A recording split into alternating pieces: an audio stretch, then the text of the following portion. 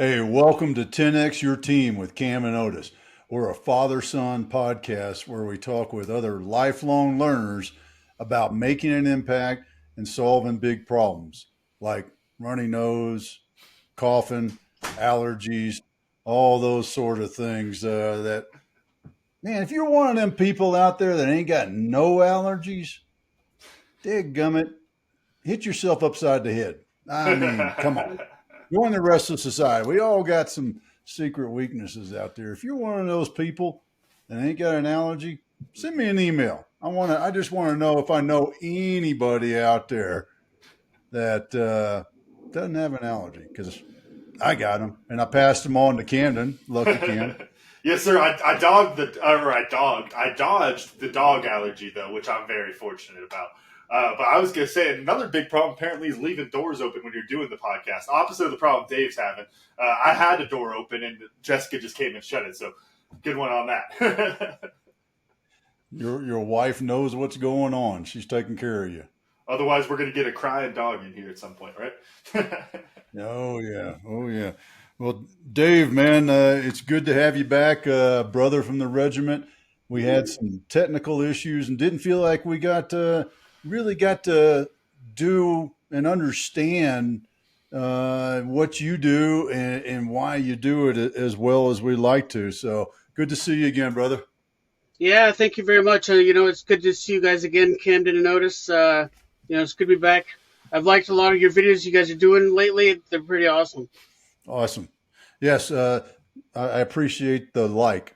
Click. Speaking of which, side subject. Otis pet peeve. And it's the people that watch your stuff on social media and then don't click the like. It's like, and I'll run into these people. They're like, man, Otis, I love the stuff that y'all are sending out. That's great. I'm thinking, I have never seen your name on anything on there. And I'm just curious, Dave, because this is your world. What's going on in those people's heads when they do that stuff? I know exactly what's happening. So most people, as they're on social media, they're on there for entertainment.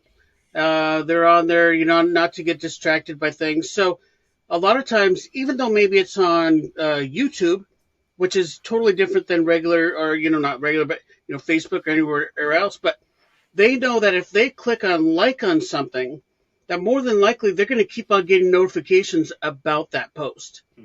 So because of that, even though it's not the same on YouTube necessarily, where that might keep coming up, they've sort of been trained in their minds, but if I like this, I'm going to keep on seeing this, and so I'm not going to like it at all. I've already seen it. I've already enjoyed it. I'm just not going to get notified about it forever. That's interesting. I never realized that, but it's true. You're right. I mean, the Facebook notification thing, man. Hundreds of people that like something, and you're like, so. Yeah. Well, especially if you like it, because you keep on seeing it, you're like, man, I've already seen this like 10 times already. I don't care whatever comments people have about it. I already saw it. So that's a lot of what happens, that people just don't want to like things anymore. I think it's an interesting thing, and this steps into marketing as well, of the market maturity, and as the market is always going to mature, and we're at a point where I would argue that most people who use social media are very aware of what the algorithm is and those kind of things. So if I watch Dave's video and I watch the video twice, I know I'm going to get Dave's videos again. I know that I already did enough to get a couple occasionally, but if I follow, I'm getting him first thing I open it up, and it becomes another barrier to jump. And I think likes are the same kind of thing. It becomes another barrier where it's we're aware of the algorithm, so you kind of let it play its game a little bit. Which, Dave, I'll throw that over to you then. What does that mean for creators trying to hack into that a little bit? It's kind of a thing where there's not a whole lot you can do about it. You really have to create something that's extremely entertaining that they're like, I don't care what happens. I like that. I enjoyed that. Or it's a thing where you have to educate them, hey, when you like my post, it helps me out. It helps the algorithm. It helps more people see it. So even though maybe you might get notified about this, and you don't necessarily even have to say that part, but just let them know, hey, when you like this, it's helping me out. It's free, to help me out this way. So every business needs as much help as they can get.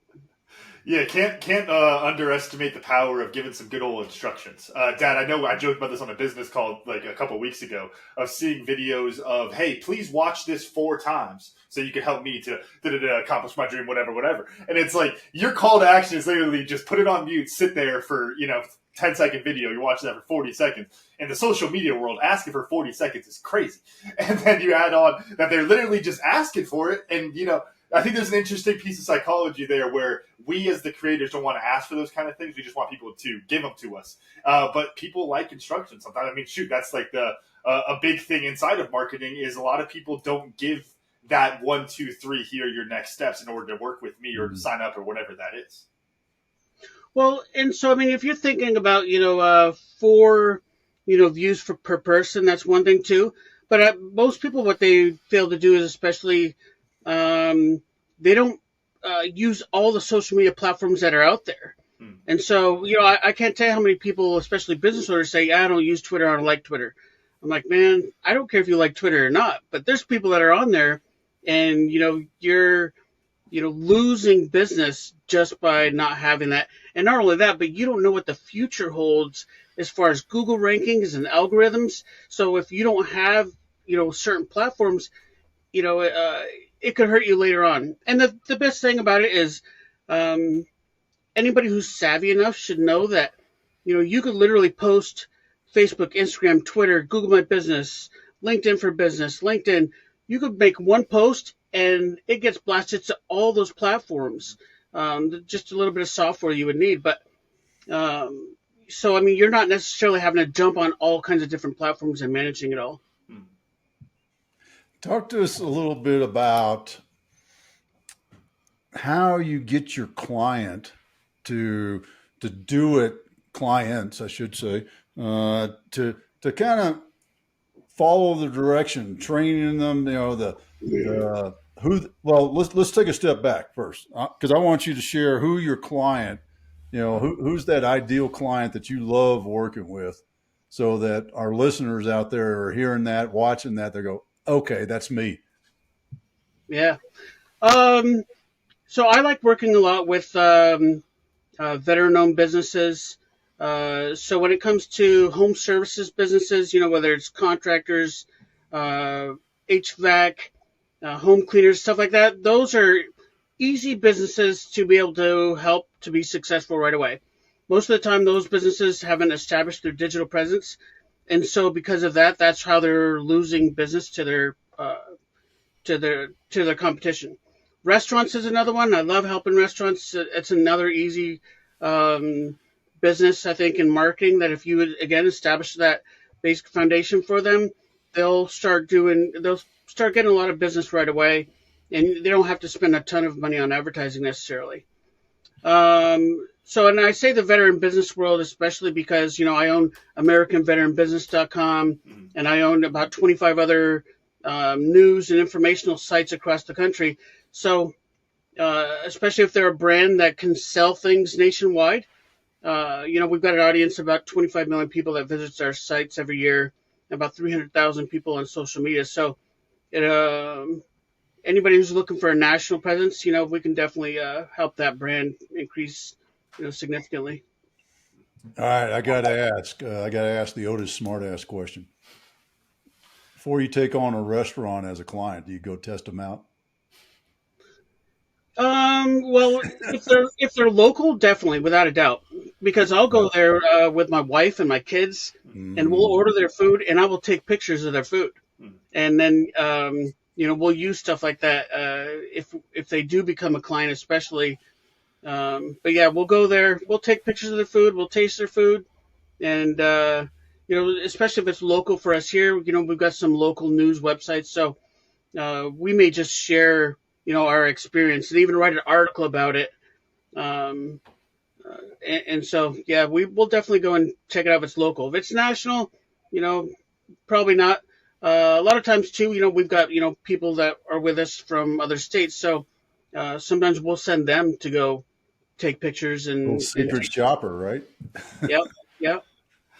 I'm interested with that because, Dave, actually on the first episode, you had me think of this. We ran out of time. And I asked our previous guest, Sam Pepin, whose show will come out shortly. Or I guess it already came out because this is in the future. Sorry, I messed up in the podcast world, Dad. But anyway, the idea of product versus service marketing and which one is easier. And I'm going to take that to the next level since we already asked that question to one guest, which for you, Dave, what do you think makes different industries or different businesses, quote unquote, easier from a marketing perspective? Like you kind of mentioned restaurants. What is it about them that makes that easier? So service industries are easier, in my opinion, for marketing, whereas the product-based, because especially with service-based industries, people are Googling, contractor near me, home cleaner near me, they're not necessarily saying widget near me, I'm looking for this widget. So services are easier because people are actually looking for that service, and the difference is going to be, where that business is going to show up on Google rankings and search engine rankings. And then what was the second part of your question again? No, I mean, really just about what makes them easy like that. And then you already kind of answered there, but then I'll take that to the next level, which speaking of restaurants specifically, of, people are looking, everybody Googles food near me and looks at the restaurants around them and stuff. So This is a little bit sarcastic. I think you'll pick up on it, Dave. But, everyone says restaurants are just so easy to manage and to market and all that. Come on. People complain about the restaurant industry all the time. So where's that disconnect then? Yeah, so the difference is the platforms that you would use to advertise a restaurant are platforms that people just don't understand the use of them, how to optimize them, and how to get the most benefits out of them. And so, marketing agencies aren't familiar with all the other platforms that are out there. The restaurant owners definitely don't know it. And I put it like this. I mean, Google Ads. If you're to run Google Ads, are you a professional at running Google Ads? Sure, you could do it yourself, but there's a lot of things that you can do besides that. Now let's talk about, TripAdvisor, Yelp, all the other platforms that are out there. If you don't know how to use those platforms well, you're going to have a hard time. I mean, if you go in and talk to Yelp and say, hey, I want to run some ads, they're going to say, okay, give us your info, and bam, your ads are good. But the optimizing your Yelp profile and doing a lot of other things that are on Yelp to help bring in more traffic and ensure you show up higher in search engines is extremely important. And most people just don't understand, how to use those other platforms and how to make them work for you.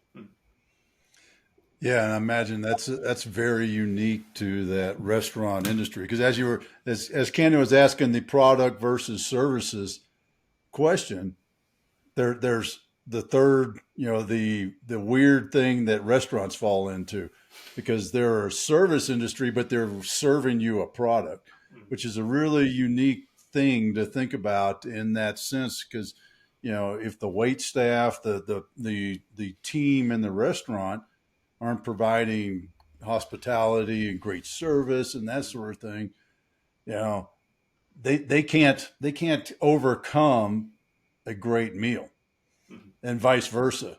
It's really an interesting thing, and I'm curious in that sense. Have you found any issue in that dichotomy in the restaurant founder / owner of, what was the soup Nazi from Seinfeld, right? That's fictional. I can't picture people ever going to a delicatessen where they're treated like shit just to get a bowl of soup.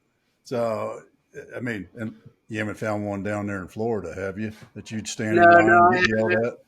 No, I haven't at all. But, normally, most of the restaurants that are out there, they're obviously open because they can serve some pretty good food, The issues that you may run into, of course, are reviews for people who have issues with prices, issues with service. Those are usually the things that I find that people will have issues with a restaurant. I'm really interested because talking, Dad, you're right. The restaurants they're very specific industry, very weird in a lot of ways there. I'm curious, Dave, how you can kind of apply some stuff from that industry to other areas, some lessons to be learned there. Well, so just everything is about experience. So, and doing things over time. So, I mean, for example, I learned that working with the restaurant industry over time, there was multiple platforms to be used. When it comes to the home services areas, there's other platforms to use that are beneficial. So knowing, from industry to industry, what actual marketing platforms are going to help you out the best is really the difference, between industries. Let's. I'm going to go back to what I was starting to talk about, but I wanted to get a little bit of background out of the way. I'm trying to think of how to word this where we don't go down the classified road. But now you know exactly where I'm going because we got that brother code. What in that sense of those sort of operations that you used to do when you were on the team? How has that helped you apply in the marketing world and understanding target audiences and those sort of things? Yeah, so I mean, definitely understanding, having a background in intelligence. I was an 18 Fox as well before I became a team sergeant. So understanding your target audience and the biggest thing is, prospecting. Know how to prospect, know how to find people, know how to find decision makers and get past gatekeepers. So there's a lot of prospecting that is done that I found that the intel world has helped me to develop systems that allows me to reach a lot of people. A lot of people, I'll reach out to and they'll say, "How did you get my information?" And I'll just smile and say, I just found it online. What do you think are the? I'm trying to think how to ask this. In that vein of applying the intel to it. Hey, Cam, I'm going to interrupt you because I'm laughing at this because the good thing is Camden can talk about anything he wants because he doesn't have to have that firewall of classified information. Yeah. So there you go. Well, I'll just go into a little bit deeper. I mean, there's software systems that we use, and I've basically developed my own sort of software systems and tracking systems that are very much, able to be seen in the intel world, I guess you could say. So by using that, I mean, it has helped me out significantly. I can do a lot of different things. And then I show people, how to use some of these systems too. And when they see it, they're like, "Oh my God, this is like, where did you learn this stuff at?" And I say, "Oh, just Googled it." So it's reverse engineering, right? I mean, yeah, exactly. You used a tool and you know how you use that tool and you know what that tool gave you. So now you can go tell somebody, a coder, and describe that to them. And, Yeah. Yep. Yeah. Speaking of the intel aspect of it, I think you mentioned the kind of simple aspect, which is finding the email or finding the right person to talk to, doing that kind of research. I'd be really curious what your approach is to kind of the depth of that person. Meaning, it's not just Otis is the person to talk to. It's Otis lives in Colorado. He has this. He wants this. All of those kind of aspects. When's Otis's birthday? You got to know when Otis's birthday is so you can send him a present. Yes, I mean, yeah, important. Exactly. But see, then that still falls in the basic. What I'm thinking of, talking about, y'all's time in the regiment, I'm actually picturing in Last Out in Scotty Mann's play. He talks about, like, when he's talking with the Afghan warlord, he's talking about all these different things. It's not just like, hey, so America wants to do this. It's like, how's your family? How's this person? How is your mother doing? Is she okay? How's the cancer? Whatever it is, he knows every detail about that guy's life. Yeah, it depends on the prospect, I guess you could say. And I think the biggest thing is finding something that's mutually beneficial for both of us. Hey, together, when we work together, we're both going to benefit for XYZ. So knowing that, we're both going to benefit, especially, my whole idea is, everybody's got to make money. Everybody's got to get, a return investment. So, but definitely knowing who they are. And, the crazy thing is social media gives you a lot of that. Um, so you can actually, get to know that person beforehand. And there's ways that you can make sure that they get to know you before you ever actually talk to them. All right, go on that, because I'm very curious about that. All right, so I'll give you a little prospecting secret. So, for me, let's say I have someone that I want to be introduced to. So I might go to their business page and like a few of their posts, share a few of their posts. They're getting notifications. Hey, this person shared your stuff. And if you share it 2 or 3 times, they might even click on your picture and your profile and go, okay, who is this guy? I just shared this. Then I might go on LinkedIn, the same thing. I might go and like a couple of things that they've done, shared a couple of things that they've done, and it might be a few more days later, but they see my name again on a different platform too, and they're like, oh, that's really strange, And then, I might just do a few things like that and send out an email and then follow up finally with a phone call. Some of this can take, a couple weeks, a month, 3 months. I've got some systems where, I've got basically almost a 3-year plan of how I'm, networking in with people until I finally have a discussion to say, hey, I'd like to show you what I do. So if they're seeing you constantly like that, in a way, you're not necessarily a cold call anymore, too, because they've already seen you everywhere. They looked at your profile. They say good. That's why I tell people, especially on your personal social media, post good things about yourself, positive things about yourself, because when you're doing this, people are going to your profiles. So overall, yeah, you can have them see you before you even make that first phone call. They already kind of like who you are. So let's one thing I find interesting, and I'd love to learn more about, is your target set. I asked you earlier about the ideal client sort of thing. When we're on the team, we always had a target set handed to us, right? I mean, we could modify, and there were some branches and things like that. But generally speaking, you got a dossier type thing, and here you go do that. You step away from that world, and it's whatever Dave wants to do. So how did you settle into those 2 primary areas? The services industry and the restaurant industry. I mean, realistically, for me, I started working with Yelp, and I started working with TripAdvisor and Waze and a few other software programs. And so learning those platforms and how they worked, and how to make use of them the best way for our clients, that really set the stage for those industries. So knowing things like, for example, how many people were looking for this particular business in the last 30 days within 20 miles of that location. If the number is high from these platforms giving me that information, the number is high as far as people searching for them, I know it's a slam dunk because there's so many people that are looking, for this business. So, being able to use the data to target, that's kind of like the most important thing. I mean, because literally I'll have a client that says, hey, how can you help me?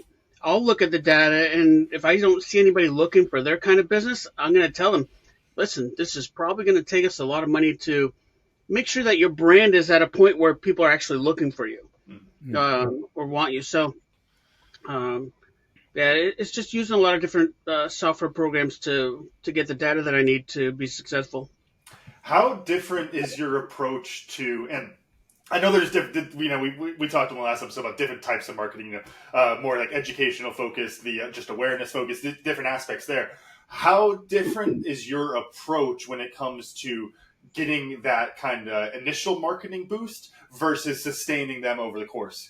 Because as much as those are different types of marketing, like I already said, there's got to be some connections there where you're laying the groundwork for the long game, right? Yeah, without a doubt. So, there's certain things that you have to do to, well, first of all, if you don't know how many people are going to your website, if you don't have Google Analytics, you're setting yourself up for failure right away. So, for example, if you know that 100 people go to your website every month, and out of that 100 people that go to your website, 3% of them become clients of yours. Well, then that the next thing you got to do to get 6 clients is to make sure 200 people go to your website. On average, that's how it's going to work. So making sure, first of all, that you have the foundation, and like Google Analytics, absolutely free. You can do it yourself. So knowing that platform, and then there's other sort of things that you want to establish, making sure that you have a good website, that it's nice, clean, isn't too distracting, has a great call to action.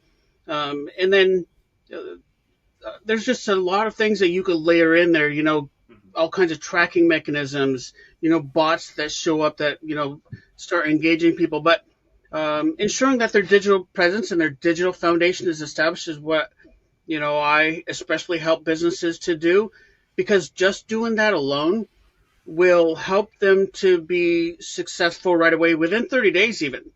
I tell especially business coaches, we've got a lot of business coaches out there too. And I say, hey, listen, you want some major wins right away, help them get their digital presence established. Within 30 days, they're going to start seeing an increase in traffic, an increase in business, and they're going to think you're a god because you did that. And then you can layer in all your other coaching. So that's one of my favorite things to do, is to help coaches that way. Yeah, and I think that makes a lot of sense. What I'm curious about there, and I think we talked about this with somebody before, Dad, but is the staleness that comes up. And meaning, from a marketing perspective, let's say I look at it and I'm like, do I need a new product? Do I need a new offer? Do I need something new and shiny? Even if it's not, even if I'm selling the same service, of a new way of framing it to put it out to folks in order to kind of just keep things moving a little bit. What are your thoughts on that? Do you think things really get stale? And what's the time frame look for that? It all depends on the industry, but yeah, generally you want to, create new content, and you can easily, like a restaurant, that's why a restaurant's super easy, because you could have one dish and make a 10, 15 second video of that dish. Now, if you got 30 different dishes, desserts, drinks and things like that, you literally have like 2 months worth of social media that you can build, very easily. So that's why, I say, restaurants and social media is easy, and it won't keep things stale. But I think the biggest thing overall is you have to make sure that you're posting on your social media, because of what will happen is, like, if people go to your Facebook page, they don't see any posts for the last 6 months. They're thinking, boy, did they go out of business? Maybe I'll go look at another business and see what they have. And all of a sudden they look at that other business and they see lots of posts over the last week, of their work they've done, things like that. And they're going to think, yeah, I'm going to go with this business right here. So the most important thing is, just constantly ensuring that you're posting on your social media. Yeah, I'll vouch for that, because I'm one of them people that looked at it and go, damn, dude, it's been a year since you put anything on here. You must not, are you, because that's the first question that comes to mind. Are you even still in business? Wow. Yeah. Such a simple thing. One example, obviously, of, a certain, there's lots of different types of people that you talk about marketing, but just as a, personal example, Jessica, she will look up places, restaurants, bars, anything like that. Instagram is her Google for those things. And it's like, if they're not posting on there, we're not going.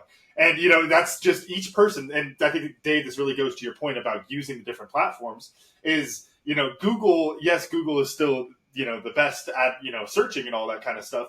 But it became a verb for a reason, because people are Googling on other stuff too. If whatever your favorite platform is, you're going to go look for all of that information on that platform. Well, so I like Google especially But what happens if you know how people actually act, for example, they'll go to Google, and then from Google, they might they're going to see like the top 10 Yelp listings for that industry. And so they're going to go, oh, look, I just found, went to Google, found it. Oh, now I can go see the reviews for all these on Yelp. So then they go to Yelp and start looking at the businesses and then make their final buying decision. So, and that's why especially I tell people, at a minimum, you don't necessarily always have to have Yelp ads, but you do have to have a Yelp profile. And then for restaurants also, TripAdvisor, some of those other platforms, you got to have those because people are going to go look at your business there. Tell us a little bit about building your marketing A team and how you went through that. I mean, truthfully, we were kind of lucky, right? Somebody else took care of all the interviewing and the filtering, and then when we got the guy on the team, there's a pretty good chance he's going to be a good fit, right? Yep. Step away from that world, it's much more difficult. Could you talk to us a little bit about building your team? Yeah, so initially, it was just myself and my wife especially, and we were trying to do everything ourselves. And we taught ourselves everything too, from graphic design to making videos. I mean, we have a lot of experience now in just about every area there is in marketing. And that's only because we thought, we can't afford, to hire people. We can't afford, some of these other things. But along the way, of course, we bought a lot of software through the years that, we now own. So we don't have to pay for those things anymore. So a lot of what we do is pretty automated. And because of that, that allows us to be able to quickly, set up Google Ads for a client. We got software that has dashboards for everything. So we could see everything that's set up for that client and then do things like, for example, update all their listings all at once just by a touch of a button, all their social media, a touch of a button. So, I mean, for the most part, we do almost everything, just myself and my wife. And then if there's some things that I might need or another software program that we use, I'll contact, a lot of CEOs of these software companies and say, hey, let's work together and do some things. But we do pretty much everything by ourselves. And so initially for us, it was really difficult because, we would have 3 or 4 clients and I'd think, man, I don't have enough time anymore to take on another client. But just these clients alone take up so much time, it's not driving as much revenue as I need to. So, but over time, we're able to just, streamline things and, again, automate a lot of things. So it allows us to scale as much as we need to. I wanted to shift gears a little bit, talking about marketing, trying to get those leads. One of the things that came to mind, kind of to our conversation earlier about market maturity, is the market saturation when it comes to buying those leads. And obviously, you're a marketing guy. I'm not saying we can't go out there and spend money to try to attract people towards our business. Obviously, that's the name of the game. But then there's a other aspect of it where, I'll use an example to illustrate this because I think it's a really black and white example. Other industries aren't as clear of when it comes to, like, if you put out a song and you can buy X number of downloads, or a video on YouTube, you can buy X number of views. You can ship it off to, some view farm in India where they have a bunch of phones plugged up, and you could get this artificial jump in your views, and then you could use that to get into the algorithm and all those kind of things. But we're talking about this on a podcast, which means that that's common knowledge now at this point. So what does that mean for you from a marketing perspective? If everyone's using these tools, how do you move above that? Because it's not just, the rules have changed, we all have to match that. Well, me as the consumer, if I know everyone's buying their songs to be number one, I'm not even going to listen to number one songs because I know those are all fake now. Like the maturity of the market kind of eats its own tail in that way. What are your thoughts there? So a lot of that is just educating the business owner to be realistic about what expectations are. In 2015, 2016, I could get someone 20, 30,000 followers pretty easy that were, good, legitimate followers. Nowadays, again, because we talked about the like problem, people know that if they like your page, they're going to continue to see it. They don't necessarily want to. So I set the expectations. Hey, listen, we may not necessarily have 10, 20, 30,000 people that are following you, but we're going to have a good 1,000 people that are interested in your product, want to see it, want to buy from you. Depending on, if you're local or national, the numbers can go up from there. I learned early on, especially with clients, I had clients that said, I want, 10,000 fans tomorrow, and so I learned how all those farms worked. And I found that especially when you do that, you're really just screwing yourself. And so I got to a point now where if I get a client and I look at their social media and I could tell if they bought those fans, I will literally tell that client, we're either going to have to restart and redo your whole entire social media presence, or I'm just, not going to work with you, because the algorithms are against you. So if you have, 10,000 people that are following you, almost all of them are bot farms from India or Colombia or other places. When I post and I spend my time building things for you, making cool things on social media, the only people that are really going to see that are these bot farms. And so they're not going to share it. They're not going to like it. And so you're not going to get business from it, and we're all wasting our time. So these days, especially, you can't necessarily trust, what you see as far as fan bases go, because a lot of them have bought those fans. And so when it comes to me, I'm just real with my clients, set that expectations, and the revenue they get from it, speaks for itself. How do you see that continuing to change in the future? Like I kind of made the joke of the number one songs of like, okay, if I'm going to go to a restaurant, I can't go to a restaurant that has more than 5,000 followers on Instagram, because that means that they probably bought it and it's actually not very good food. Are we going to be in a situation where we're looking for less in that because we, are frankly, our bullshit detectors going off? A lot of times what, if you wanted to just verify that, and I think what most people do, they'll look at their reviews. Do the reviews match how many people have liked their page? And not necessarily one for one, but a decent percentage. I mean, they've got a lot of reviews. For example, you might have a page with 10,000 likes on that page, but they haven't posted in 3 months, 6 months. It's so infrequent. You're like, how could they get so many likes and they don't rarely even post on here? So that's a lot of things that you see as well. But yeah, overall, the number of likes no longer to me is something that I strive for necessarily. I just want, the greatest amount of people to actually see that business. That's where I concentrate on more.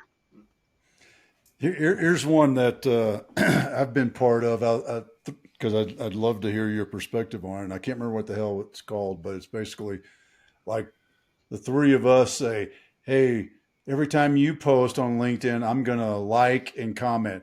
And every time I post on LinkedIn, there's like, groups of 10 people and stuff like that.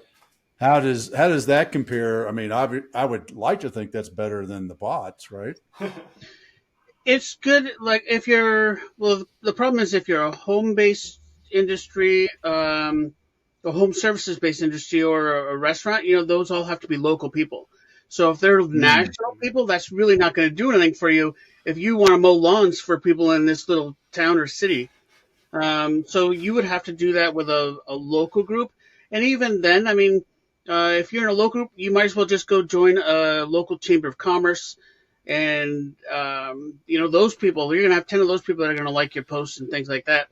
And the other part, of course, is reciprocating, making sure that you're liking other people's posts. So in a way, if you just have a system yourself where you're going and, checking out people who you're following and like their stuff, you'll get them to do the same. A lot of times people just get burned out of, having a small group and constantly trying to, like that stuff. So those things usually die down pretty quick. This is Yeah, 100%. Because the handful that I've been a part of over the last 3 or 4 years, you all of a sudden realize you're the only one that's reciprocating. I Yeah. don't think that's reciprocating anymore. Yeah. I don't really bother with those anymore. I might, join Chamber of Commerce's and things like that. But I find that most people just don't share your stuff as much as they used to. Yeah. Sorry, excuse me. I might have just lost my train of thought on that. I did. Sorry, I'll throw it to you, Dad. I completely lost that question. Yeah, well, you've mentioned Chamber of Commerce a couple of times. The hyper local small business. You see those signs, and there's Small Business Saturday. At least we got one here. I don't know if that's a national thing, right? Small Business Saturday. Our chamber, the Tri-Lakes Chamber, shout out to them. If that's your niche, that's a great place. What have you found that might be other little resources like that? Our chamber, God, it's like a couple $100 for the whole year, and it's well worth it. I can tell you that. Yeah, without a doubt. My issue with chambers is the majority of them have not evolved with technology, and because of that, they're not helping their clients or their members nearly as much as they should be doing. So that's my only issue with chambers. However, I do say that, to build a little bit more credibility, local chambers are important for everybody to join, no matter what, because instantly you're going to have a lot of people that will know about your business and then also be able to refer business to you. The whole idea behind this is that when you have a friend that says, "Hey, I'm looking for a hairdresser," not necessarily you, but let's say for women especially, are people saying, "Oh, I know just the person," or are they saying, "Yeah, I don't know," because they totally forgot about you.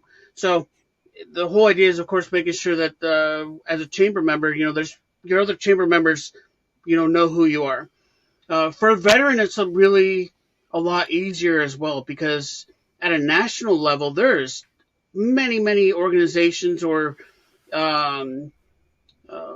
social media platforms that you can get on and connect with fellow veterans in business. So if you're at a national level, you can, reach out and get a lot of people to know that who you are. At a local level, I always suggest that, a veteran should connect with other veterans in their local area and, have their own sort of even Facebook group that they support each other. Ultimately, though, at a local level, people are going to go to whoever they want necessarily, and they don't necessarily even help fellow veterans, But at least for those looking for a national level, veteran groups, a lot of them online you can go to. I got my question back. So after a little bit of searching, and this is we try not to ask, just simple yes or no questions, but this is one of those. And I think it's because it's something that if we're dealing with, and I'm guessing a lot of other small businesses are. And you talked about reciprocity, being active on social media, all those kind of things. Does that have to do with the business page actually being active versus just posting? For instance, I have a platform, like you're talking about platforms that send it out to, or I guess a software that sends it out to all these different platforms. I'm not on most of those platforms, except for when I ask Camden to monitor. Tribe and Purpose, 10X Team. They're not all, Tribe and Purpose isn't on Instagram very much. It's on there when I post something, and that's about it. Do people need to be spending time in their business accounts just to build up a little bit of that reciprocity for their page? Yeah, absolutely. But first of all, you want to make sure that you're posting on all of them. Mm-hmm. Just again, so that people don't think that you're out of business. And I'll give you a sort of a little bit more prospecting information. Mm-hmm. So let's say, for example, on Instagram, you go find your local Chamber of Commerce. Well, who are all those people that the Chamber of Commerce is following? Who's all following that Chamber of Commerce? So connect with all those people because now they know who you are. Maybe they'll follow you back, maybe they won't, but they definitely will know that you followed them because they'll be like, "Oh, look, I got a new follower." Everybody's happy about getting new followers. So um, it increases the chances that later on, and especially if you're a fellow chamber member, they're going to say, "Oh, I did see their Instagram. I'm going to go follow them as well." So you increase your chances by going and reaching out, to some of these people, and then not necessarily going in and saying, "Hey, buy from me. Hey, this is who I am. Buy from me." I think that's the biggest thing I see on LinkedIn. Hey, would you like to get some car insurance? Would you like to get some health insurance? And I'm like, man, I have no idea who you are. My biggest thing, why I get on LinkedIn is I connect with fellow business owners and I say, hey, just connecting with fellow business owners in the area, and then I'll go share their stuff. I'll do, things to help them make money. In roundabout ways, they'll figure out who I am eventually, and then they'll start following, and then they'll start asking questions. And I've got a lot of good things that can help any business that's out there. So, over time, as they get to know me, we can help out. But yeah, as far as prospecting goes and connecting with those businesses, go to the local chamber of commerce, see who they're following, and start following those people. What a great lesson to do, and it's so simple. And I think there's this propensity because with the guys that the fellows and clients that I coach, they have this belief in their head that they're going to be labeled a stalker doing those sort of things. But man, those are resources. Those are resources to help you, man. So I think that is such a great thing, and it leads me to what did I learn, and it's easy because it was the easy win. I loved your idea of doing the research on that potential client and seeing tick tick tick tick. Oh, all this guy is missing is this, and I could do that for him like that and get him a big win. That's huge. That is really huge. To have that perspective and that target set. So I think that's a great lesson that we could all understand, no matter what kind of service or product that you provide to clients. Camden, how about you? What'd you learn? Yeah, to me, this is kind of similar to when we had Brian Burwell on, if I got my name right, talking about the 5 whys and why you keep asking why so you can fully understand the problem before you start solving it. I think in marketing, that's definitely something where a lot of people will see the tool and get excited about it, or see a way to build a market and get really excited about it without understanding what kind of market they want, what kind of tool or what kind of market that tool caters to, and then doing the math from there of what makes sense for you. The joking way to put it that made me think of this idea is we're talking about bot farms and all that kind of stuff, and how, well, then it's going to jack up your algorithm and it's going to keep showing all of our YouTube videos to people in Bangladesh and all this kind of stuff. Well, shoot, if you're marketing in Bangladesh, there you go. But it's like, you gotta understand what you're getting out of the tool, right? If you're not trying to market in Bangladesh, then you definitely shouldn't be buying views from Bangladesh. Simple enough, right? Dave, how about you, man? What'd you learn? I learned that, I really enjoy, getting on podcasts like this, and, just discussing a lot of things that I've learned over time. It's been a long 10-year road for me. And so I love, being able to, share my experiences and things that can help, people out. Awesome. Dave, how do folks find you? What's the best way to get in contact with you? Many different ways to find me because I have so many different sites. A lot of people already know, especially in the veteran world, but discovermaestro.com. That's DIS, COVERMAESTRO.com. Awesome. Yeah, didn't know there'd be a spelling test at the end of the day. Show. Yeah. I just threw that out there all of a sudden. You're like, oh shit! How do you spell discover? Yeah. As I was spelling, I was like, why am I saying or you're spelling out discover? So it's like public math, brother. You got to be careful, man. Yeah. Dave, man, thanks again for spending some time with us today. It's really awesome. And I tell you what, can't wait to have you back in a few months or a year, whatever it works out, because, man, you got a lot of great knowledge. And I know our listeners are going to devour the information, and it'll help them and help our veteran brothers in their businesses too. So thanks Yeah, again, Dave. absolutely. Anytime. Camden, run us out. All right. Thank you all for listening to today's episode of 10X Your Team with Cam and Otis. And a special thanks to our guest, Dave Maestas, for joining us today.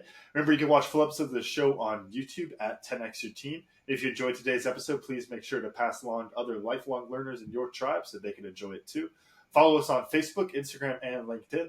As always, the full archive of episodes is available at www.10xyourteam.net. Thanks again, and we'll see you all next time.